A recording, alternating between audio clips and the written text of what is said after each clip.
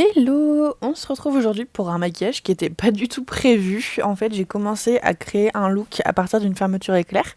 Donc vous voyez là où je fais la démarcation avec un crayon. Et je voulais faire quelque chose un peu arc-en-ciel, etc. Et au final, c'est pas du tout ce que j'ai fait. Donc on va voir ce sur quoi je suis partie. J'ai donc commencé par faire la délimitation justement avec le crayon pour les yeux. Et ensuite, je fais mon teint et mon maquillage de manière plutôt basique sur la zone qui est délimitée, à l'extérieur de la délimitation justement. Donc j'ai commencé avec mon fond de teint et mon anti-cerne que je travaille avec une éponge tout simplement. J'ai essayé d'avoir pas mal de couvrance et de corriger les imperfections qui n'étaient pas corrigées par le fond de teint. Et ensuite, mon anti-cerne, encore une fois, rien de très très sorcier à ce moment-là. Je veux un maquillage assez chaud, assez bronzy, donc je vais prendre un bronzer crème que je vais travailler avec un pinceau pour définir mon visage, tout simplement.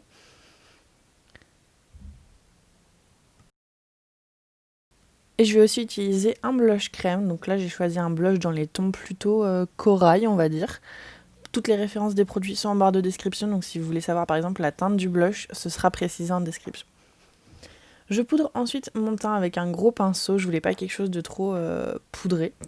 Et j'applique également un highlighter, toujours du côté où je fais mon teint de manière plutôt normale. Je travaille ensuite mes sourcils, donc je commence par les brosser et ensuite je les remplis avec une pommade à sourcils. Donc là encore une fois je fais la forme de mon sourcil que je fais plus ou moins tous les jours. Je vais ensuite passer au maquillage des yeux. Donc pour les yeux, j'ai choisi de faire un trait d'eyeliner parce que je voulais quelque chose qui contraste pas mal avec l'autre côté de mon maquillage. Donc j'ai tout simplement fait un trait de liner assez prononcé, assez épais. Et je mettrai aussi des faux cils.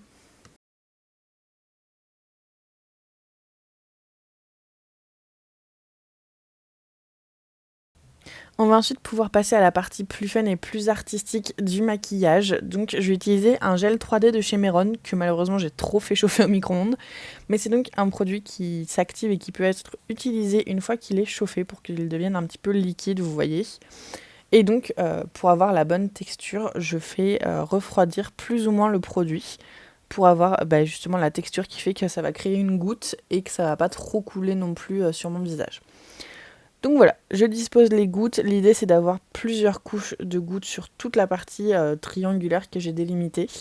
Et des gouttes qui sont un peu les unes sur les autres, vous savez, pour faire comme une bougie en fait qui a chauffé pendant longtemps et qui a donc fait plusieurs coulées de cire.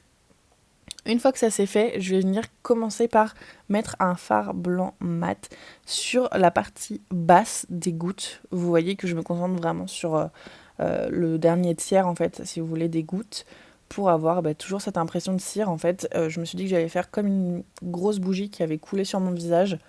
Et donc je vais reproduire un petit peu l'effet de la cire une fois qu'elle a séché.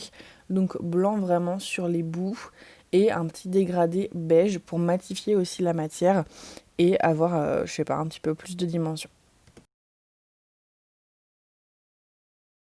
Donc voilà, une fois que tous les bouts blancs sont faits, je rajoute un petit peu de beige. J'ai hésité à faire aussi tout en blanc, mais je pense que du coup on aurait beaucoup moins bien vu toutes les couleurs de cire, vous savez, les différents étages, etc. Donc voilà, j'ai décidé de faire un dégradé beige. Et à la fin, je vais aussi utiliser un fard marron plus foncé que je vais utiliser vraiment dans les zones où je veux que ce soit, on va dire, plus foncé, où il y a plus d'ombre.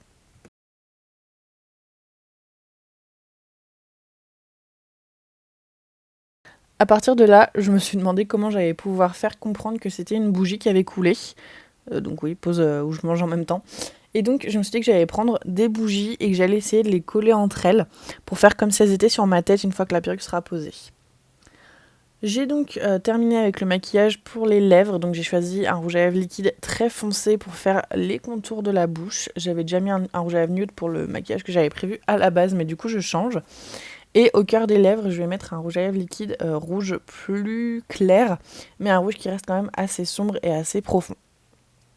Je rajoute donc ma lentille blanche pour faire comprendre que c'est là que mon visage a brûlé et tout. Et la perruque rouge. J'espère que ça vous aura plu. Salut!